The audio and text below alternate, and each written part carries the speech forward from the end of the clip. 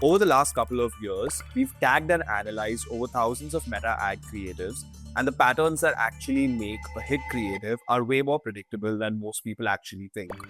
The problem is that most teams just launch a few ads, they check the ROAS and conversions, whether it's good or bad, but they don't have any idea on what they should be making next based on what they find. So in this video, I'm going to walk you through the best Facebook creative strategy that we've built after analyzing thousands of creatives at our company, Segwise. We'll go over the best ways to research and come up with new ad concepts, how to analyze your creatives at a creative element level to identify what's working, and how to build a system that helps you produce hit creatives consistently. The biggest problem I see with how teams handle their creatives is that they're looking at the wrong level of data. When you open Facebook Ads Manager, you're basically looking at data on a campaign or a creative level, and you're looking at metrics like CTR, CPC, or conversions. This tells you why a campaign, ad group, or an ad did well, but it tells you nothing about why an ad outperformed another, whether it was the hook, the CTA, the pacing, the character traits, absolutely nothing. You might know that ad creative number 2 had a 2x better ROAS than every other creative. But if you don't know which creative element inside that ad actually contributed to that result, you can't intentionally make more hit creatives with that creative variable. What ends up happening is that teams try to recreate the same ad with small tweaks, but when those ads start failing, they have no idea why. Now, on top of that, most teams have their data scattered across platforms. If you're running ads on Meta, Google, TikTok, and Axon maybe, each of these platforms have their own dashboards and their own way of reporting. So you might know that a certain hook works really well on Meta, but you have no easy way to know if that actually works really well on TikTok or Axon as well. For that, you'd have to pull data and actually compare that manually by yourself. The reason this matters is that if a creative variable works well across all platforms, that's a much stronger signal than if it works only on one. And the more creatives you're running per month, the fragmentation just gets worse. And then the third issue, which ties directly into the first two, is how teams actually track their creative variables. To understand which creative elements drive performance, you need to start tagging your ads. Things like hook scene, first dialogue, headline, CTAs, emotions, character traits, and so on. Most teams do this in spreadsheets, and when you're testing dozens or hundreds of new creatives or new concepts per month, that process of tagging can take up hours every single week. But the bigger problem isn't even the time it takes, it's the inconsistency that comes with the manual tagging process. One person might tag an ad as a testimonial while another may tag it as a social proof. And then when you try to pull in insights from this data, it just doesn't line up. So even if you're trying to analyze at a creative variable level, which most teams aren't, the data you're working with is unreliable because the tagging underneath it has been inconsistent. And that means you can't trust the patterns you think you're seeing, which defeats the whole process. Before you start creating new ads, you need a solid research process. Good creative research means you understand your customer well enough that when they see your ad, it feels like you're speaking directly to them. You're looking for specific desires, pain points, and the actual language your customers are using rather than what you think they want. By the way, if you want to see which of your creatives and the creative variables are driving performance across platforms, you should check out Segwise. It's completely free. Now, back to the video. So let's talk about how you actually do this research. The first place is Reddit and other communities where your customers actually hang out. What you're looking for is recurring patterns. These patterns become the foundation of your messaging. The second place is your own reviews and comments. Look for use cases you haven't thought of, objections that keep coming up, and benefits that you don't currently market. People are telling you what actually matters to them, so use it in your ads. The third place is your competitors' ads on Facebook Ad Library or TikTok Ad Library. I'm going to show you the Facebook Ad Library here. Over here, you can search for ads by keywords or by the advertiser. So you could select the region that you care about.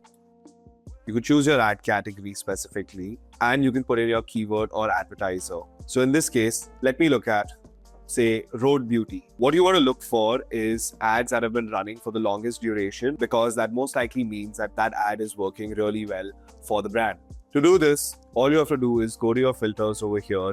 There's a bunch of settings that you can use, but you can use the date range over here and select the range for which you would like to see. So let's say if I want to see the best performing ads in the last 1 year, I would do something like this. So this would give me the last 1 year range. And I also have it sorted by impressions, which is here.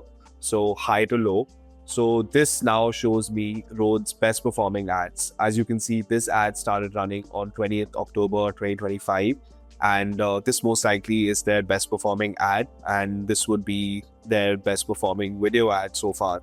A lot of these may seem recent, but that's probably because they have identified that a lot of their creatives started hitting fatigue and they have replaced it and refreshed their creatives time and again. But the goal here isn't just to copy their ads, it's to actually identify what messaging they're using, what's working, and how you would actually differentiate from that. If I were you, I'd look at the different niches too, not just your direct competitors. Some of the best ad concepts come from adapting ideas that work in a completely different category. Once you've done the research, you need to turn what you found into testable concepts or testable creatives. And this comes down to 3 building blocks: the angle, the hook, and the format. The angle is your core messaging. This is what you want to communicate to your customers. The pain points, the desires, the objections, all of the data you collected from your competitor research now go ahead and become your creative angles. For example, if you have a meditation app and you keep seeing people on Reddit talking about how they've tried meditation and they still can't fall asleep, this becomes an angle for you, which is fall asleep in 5 minutes. If the most common objection in your reviews is that somebody has no experience in meditation whatsoever, then your angle becomes that it works for beginners as well. Each of those is a different angle you can experiment with, and they're grounded in what your audience actually cares about. The hook is how you open the first 2-3 seconds of your ad and deliver that angle and stop your users from scrolling. If your audience describes a problem a certain way, your hook should speak the same language, and that's how you get them to stop scrolling. Since we're talking about meditation apps, let me show you this example from the Calm app. So in this case, the first 2 seconds is a statement about how there's this sound that really calms your mind instantly and how somebody uses it every morning. So this means that if you were somebody who was anxious or woke up with anxiety or feeling anxious, you'd really want to know what this one particular sound is that would actually calm you every single morning. And that kind of makes you want to download the app and explore it to find that particular sound. And this hook can easily be replaced, right? And you could try multiple of these bold statements or headlines in your hooks. You want multiple hook ideas per angle because the hook is the single biggest variable that determines whether someone keeps watching or scrolls past your ad. Then comes the format, which is the vehicle, whether it's a UGC ad, a founder-led ad, a podcast-style ad, or a text wall like we just saw in the case of Calm. UGC and founder ads work well for cold audiences because they seem organic. Education-style videos and mashups may work well with people who are sort of familiar with what you do and what you offer already. And static and testimonial style ads work well with warmer audiences that just need a little bit of push to go and try your product. You can take the same angle and test it across different formats, or you can take the same format and experiment with multiple different kinds of hooks. And this is how you turn a single concept into 5-10 different variations without having to start from scratch every single time. So now let's talk about what actually happens when your ads are running and the data is actually coming in. Most teams will make the mistake I mentioned earlier. They will look at the creative performance to see which has the better conversion or ROAS, and that's where their analysis would essentially stop. And that tells you why an ad won, but never why it actually performed well for you. And without that information, every time you need to make new creatives, you're essentially starting from scratch. This is why element level tagging and analysis changes everything. Instead of treating an ad as one unit, you break it down into several components. When you start tagging each of these single elements or components and start mapping them to performance, you start seeing patterns you never saw earlier while looking at just the ad performance. For example, you may discover that a certain first dialogue in your ads tends to drive better CTRs for you, or that a specific CTA across your ads tends to have more conversions. Those are the kind of insights that let you go into your next creative iteration cycle with a clear direction instead of guessing. Doing this manually doesn't work if you're running creatives at any kind of volume.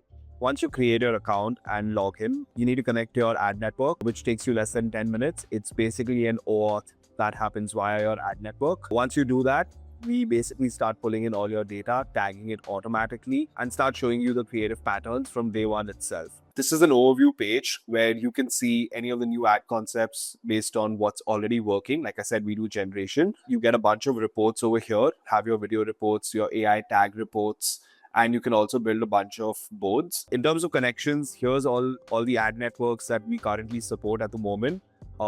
As you can see, I've already connected Snapchat, TikTok, Meta, and Google Ads, but there's a bunch of other ad networks as well. You could also choose to connect your MMP if you have an app. These are the MMPs that we currently support. Other than that, you can set up your own metrics over here. Here's a list of your AI tags, and you can also pick on custom tags. So if there's something very specific that you want to tag in your creatives, we would be able to do that for you. That's very specific and suited to your brand specifically. So once your data starts flowing in, you can essentially make a bunch of reports, but we also give you default reports, which you can find on this left navigation panel. Over here, if I'm looking at the top videos, here's a list of all the top videos that I have, and I can see them in this card view of sorts. And if I click on any of these cards, I can also go ahead and see all the tags that have been assigned to this particular video. There's 3 over here because it's the same video that's running on TikTok, Meta, and Google over here. And on the right over here, you can see all the tags that exist. So in terms of offers or rewards, there's buy one, get one offer currently running. The background audio or the hook scene audio is just instrumental music. The editing style is continuous or static shot presentation over here. We also have the video length. If there are benefits mentioned, what is the primary product that we're showing, anything and everything that you can see or hear, we can tag it for you.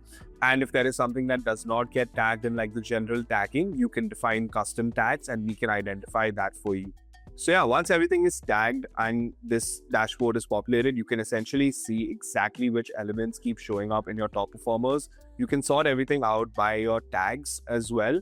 But now you don't even need to do that. We actually have an AI chat functionality where you can just go ahead and query your data. And that completely changes how you now analyze your data. So you don't have to look at all these reports every single time to find insights that you would care about. You could just query it and ask any sort of question about your creatives across platforms, and it would give you a response and a report. So I can just go ahead and ask it what are the top performing hooks in my creatives across all networks. And this will essentially go and query all of those reports, query all of that data, and come back to you with the exact top performing hooks in your creatives.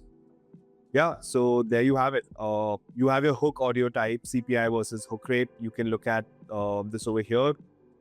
You can look at your hook scene setting, CPI versus hook rate. This gives you a bunch of data over here around your hook scene setting, hook audio type, hook characters, hook headline, the winning combination across your data as well.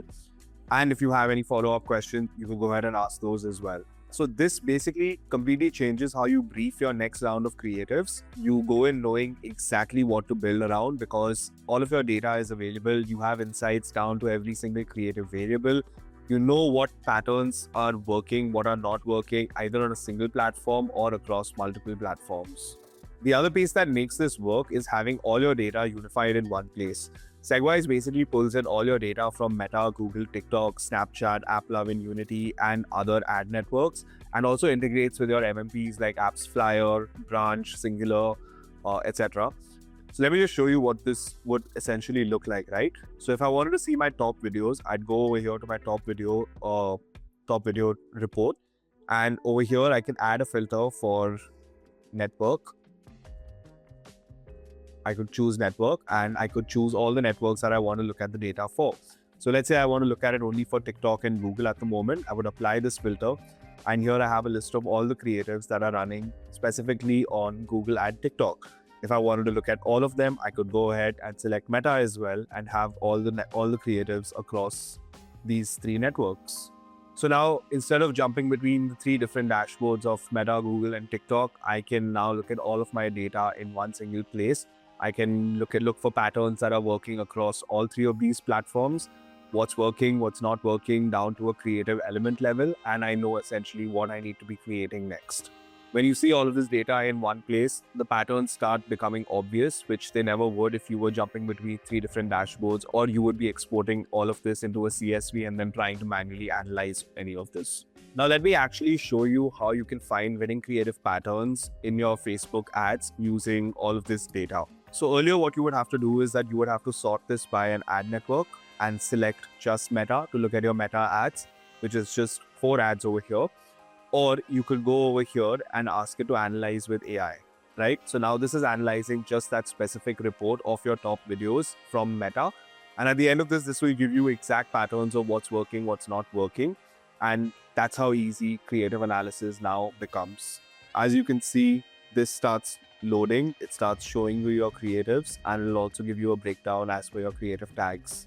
This essentially lets you look across all your Facebook ad creative data in one place and see exactly what tag elements keep showing up in your best performers, what's working, what's not working. So you might find that ads with specific hook styles are driving more ROAS amongst everything else, or that certain CTA format consistency converts better no matter what angle or format it's paired with. You may also find that there are patterns that tell you exactly what to build your next round of creatives around.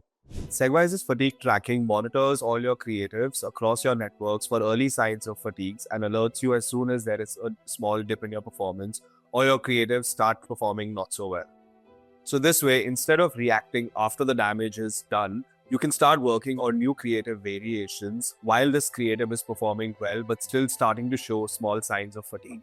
And this way, you'll always have something ready to go and you're never caught off guard when something starts performing really badly or it starts actually impacting your ROAS significantly. And because you have all the tagging data of every single creative element that performs well or has been working well, you can actually carry forward that data into your next creative cycle. And that's how creative strategy becomes something that you don't have to start figuring out from scratch every single month, and it becomes a repeatable system.